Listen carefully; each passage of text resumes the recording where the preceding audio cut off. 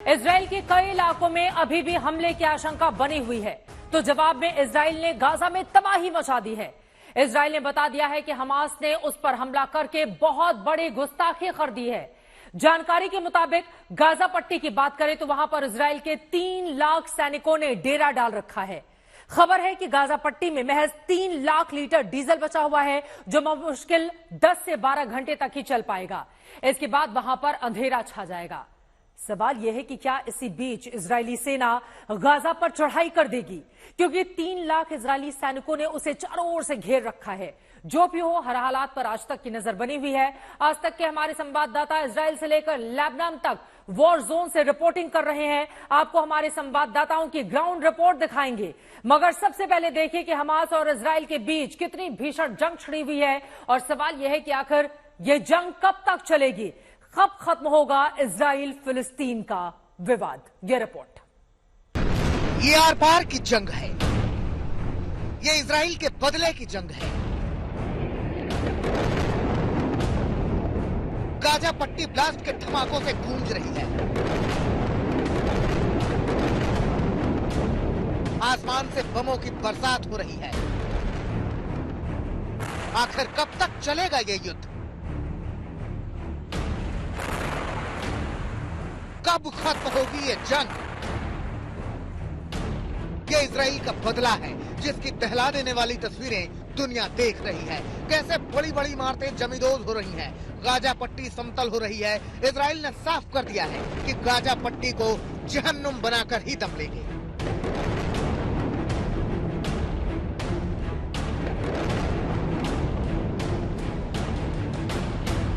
धमाकों के पहले और बाद की तस्वीरें लगातार जारी हो रही हैं। देखिए, फाइटर जेट ने गाजा में एक इस्लामिक यूनिवर्सिटी पर बमबारी की है। इजरायली एयरफोर्स का दावा है कि ये यूनिवर्सिटी हमास इंजीनियर्स के ट्रेनिंग के लिए एक अड्डा बनी हुई थी। पिछले 5 दिनों में अब तक गाजा पट्टी में करीब 2600 से ज्यादा ठिकानों पर हमले किए गए हैं। एक आंकड़ों के मुताबिक इजरायली सुरक्षा बलों के निशाने पर हमास की 1329 बहुमंजिला इमारतें हैं, जिनमें हमास अपने हथियारों को रखता है। सायरन बजा बहुत तेजी से, और सायरन के बाद एक ही तरीका होता है, सबसे पहले जो स्टेयरकेस है वहां भागे। बहुत तेजी से सायरन बजा है और सायरन के बाद देखिए आवाज शुरू, धमाके शुरू। ये तमाम लोग भाग करके आए हैं। प्लीज सुरक्षित रहिए। सायरन बजते ही तुरंत कहा गया कि यहाँ से सीढ़ियों के पहिए देखिए, धमाके शुरू। सायरन बजाए लोग भाग रहे हैं जहां तहां, सब तुरंत जो है सुरक्षित इलाकों में, क्योंकि ये देखिए आपको आवाजें सुनाता हूं मैं।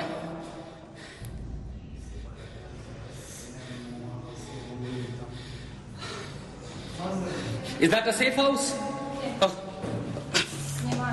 ठीक है। ये देखिए, इस तरह के बंकर हर फ्लोर पर बनाए गए। जैसे आपको धमाका सुनाई दे, आपको सबसे पहले इसमें आ जाना है। ये 30 मिलीमीटर की लोहे की दीवारों से पैक और हर फ्लोर पर बना हुआ है। फिलिस्तीन की ओर से दावा किया गया है कि इजरायली सेना ने रात में गाजा के अलकरामा पड़ोस पर सफेद फास्फोरस बम गिराए हैं। सफेद फास्फोरस को आग लगाने वाला हथियार माना जाता है। अंतर्राष्ट्रीय कानून के मुताबिक सैन्य टारगेट के खिलाफ इसके इस्तेमाल पर रोक है। वहीं इजरायली हवाई हमले में हमास के वरिष्ठ कमांडर मोहम्मद दीफ के भाई के ढेर होने की खबर है। गाजा पट्टी के दक्षिण में खान यूनिस पर हवाई हमले के दौरान अब्दुल फत्ताह दीफ और कुछ अन्य रिश्तेदार मारे गए। उन्होंने बेगुनाह लोगों को मार दिया था, लेकिन अब यहाँ इजराइल की सेना बड़ी संख्या में तैनात है। बड़ी खबर, मोहम्मद ज़ैफ मिलिट्री कमांडर जो हमास का है, उसके घर को पूरी तरह से ध्वस्त कर दिया गया है। इस बीच हमास के पलटवार की खबरें भी आ रही हैं। हमास ने इजराइल के शहर अश्कलोन पर रॉकेट से हमला किया। लेबनान से भी इजराइल को निशाना बनाने की खबरें सामने आई हैं। इजराइल सेना ने लेबनान की ओर से एंटी टैंक की मदद से फायर करने का दावा किया है। लेबनान में इजराइल के साथ युद्ध की आशंकाएं बढ़ रही हैं, क्योंकि लेबनान सीमा के पास से सैकड़ों की संख्या में फिलिस्तीनी लोग पहले से ही शरण ले रहे हैं या सीमा पार हमलों से बचकर भाग रहे हैं। दक्षिणी लेबनान में एक इजरायली डिप्टी कमांडर और 2 फिलिस्तीनी लड़ाके भी मारे गए हैं। साउदर्न लेबनान में हूँ, दक्षिणी हिस्सा जो है लेबनान का, यहाँ पर जो है लगातार कल से जो है दोनों तरफ, एक तरफ से हिजबुल्लाह और हमास के लड़ाकू, यहाँ से खासतौर से हिजबुल्लाह ने ये पुष्टि की है कि उन्होंने इजराइल के कुछ आर्मर्ड व्हीकल्स को निशाना कर बनाया, जिनमें 2 आर्मर्ड व्हीकल जो इजरायली सेना के हैं वो तबाह कर दिए हैं। उसके जवाब में जो है इजराइल की तरफ से मिसाइल फायर किए गए दक्षिणी लेबनान के इलाके में। यहाँ पर कुछ लोगों की जानें भी गई हैं, जिनको पहली बार हिजबुल्लाह ने फैसला किया है कि उनका पब्लिक फ्यूनरल होगा। यानी जिस अंदाज से पूरे मिडिल ईस्ट में लोग अब खुलकर हमास और हिजबुल्लाह के समर्थन में आ रहे हैं, कहीं न कहीं उनकी सहानुभूति वो जुटा रहे हैं, तो उसका फायदा लगातार जो है खाड़ी देशों में और लेबनान में भी, सीरिया में भी और इजिप्ट में भी जो है ये लड़ाकू, जो फलस्तीनी लड़ाकू है, वो उसका फायदा उठाना चाहते हैं। अमेरिका खुलकर इजराइल के साथ उतर आया है। अमेरिकी गोला बारूद के साथ पहला विमान दक्षिणी इजराइल के नेवाती में एयरबेस पर पहुंचा। वहीं जो बाइडेन ने हमास की तुलना ISIS से की है। बहरहाल इजराइल के हमले खत्म होने का नाम नहीं ले रहे, जिसने दुनिया को 2 गुटों में बांट दिया है। अब सवाल यह है कि आखिर कब तक चलेगा ये युद्ध, आखिर कब खत्म होगी इजराइल और फलस्तीन के बीच की ये जंग। इजराइल से गौरव सावंत और आशुतोष मिश्रा के साथ अशरफ वनी, लेबनान आज तक।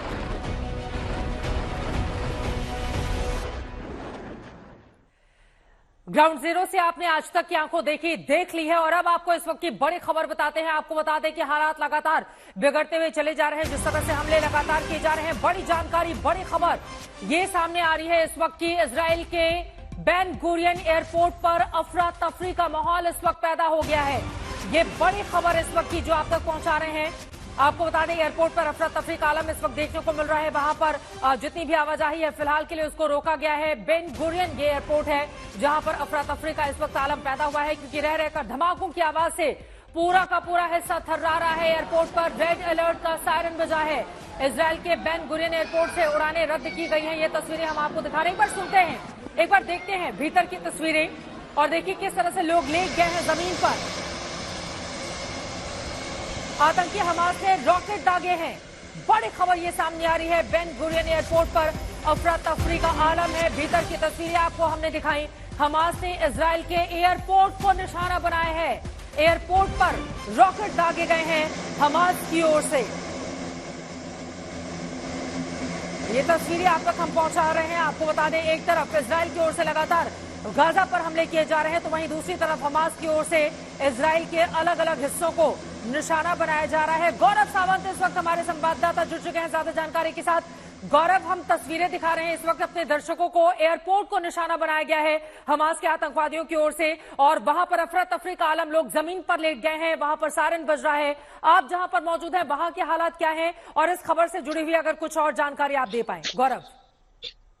जी हाँ, इस समय ताबड़तोड़ हमले हो रहे हैं इजराइल के ऊपर, खासतौर पर दक्षिण और दक्षिण मध्य के इलाकों में। हम लोग इस समय एस्ड्रोड से तेल अवीव की ओर जा रहे हैं और जहां पर बेन गुरियन एयरपोर्ट है, जो इजराइल की राजधानी तेल अवीव का मुख्य एयरपोर्ट है, उसको निशाना बनाया जा रहा है। जिस समय हम लोग दक्षिणी इजराइल के एस्ड्रोड के इलाके में थे, वहां पर सेना ने हमको एकाएक हटाया। हम लोग उस समय लाइव पर थे, लेकिन सेना ने बोला अभी आप किसी भी समय बमबारी शुरू हो सकती है, आप किसी भी समय यहाँ पर एकदम यहाँ से निकल लीजिए, और हमको वहां से निकलना पड़ा। उसके बाद सेना ने हमको कहा कि आपके पास जब तक मिलिट्री पास नहीं हो सकता आप इस इलाके में नहीं घुस सकते, क्योंकि ये सारा area designated military zone declare कर दिया गया है। तो इस समय चाहे वो एस्ड्रोड का इलाका हो दक्षिणी इजराइल में, या एश्केलोन का इलाका हो, या फिर इस समय जो रास्ता हम तेल अवीव का ले रहे हैं, वहां पर जबरदस्त तनाव है, क्योंकि अब तेल अवीव जो मध्य इजराइल एक तरह से समझा जाता है, आमतौर पर हमास के रॉकेट वहां तक पहुंचते नहीं है, वहां पर भी खतरा बड़ा होता जा रहा है। और अगर उत्तर से यानी हिजबुल्लाह की तरफ से वहां पर शुरू हो गया पूरा बवाल, तो फिर इजराइल का कोई भी हिस्सा सुरक्षित नहीं रहेगा, क्योंकि तब जेरूसलम से लेकर तेल अवीव हिजबुल्लाह के निशाने पर रहेगा। हिजबुल्लाह की ओर से भी लगातार निशाना साधा जा रहा है। इजराइल के टैंकों को ध्वस्त करने की भी खबर सामने आई। वहीं इजराइल की ओर से भी लगातार मुंहतोड़ जवाब दिया जा रहा है। वहीं अमेरिका ने अब अपने साजो सामान, हथियार वहां पर भेज दिए हैं। कुल मिलाकर आगे आने वाला वक्त और ज्यादा चुनौतियां पैदा करने वाला है। गौरव, और आप जहां पर मौजूद हैं, मैं चाहूंगी कि वहां के भी ताजा हालात से हमारे दर्शकों को रूबरू कराएं। आप अभी कहां की ओर मूव कर रहे हैं, वहां पर किस तरह की स्थिति इस समय बनी हुई है?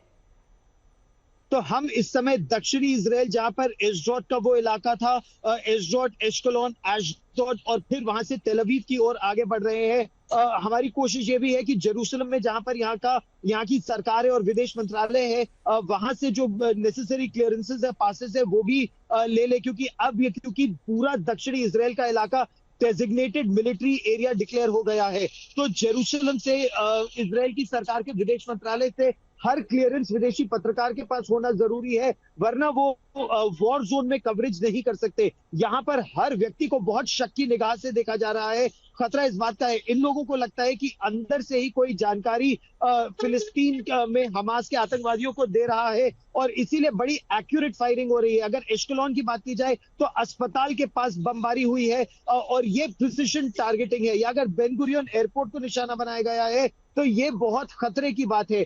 ऐसे में तनाव यहाँ पूरे इलाके में बहुत ज्यादा बढ़ता जा रहा है, और अंदेशा इस बात का है अब चित्रा कि खतरा केवल दक्षिणी इजराइल तक सीमित नहीं है, मध्य इजराइल पर भी आ रहा है। यानी अगर तेल अवीव और जेरूसलम सुरक्षित नहीं होंगे, उत्तर से अगर खतरा बढ़ेगा, तो आने वाले समय में ये चिंता और ज्यादा पूरे देश के लिए बढ़ जाएगी, और पूरा देश अब युद्ध की जद में आ जाएगा। आप अपना बहुत ख्याल रखें। गौरव सावंत हमारे सहयोगी दक्षिणी इजराइल से पल पल की जानकारी देते हुए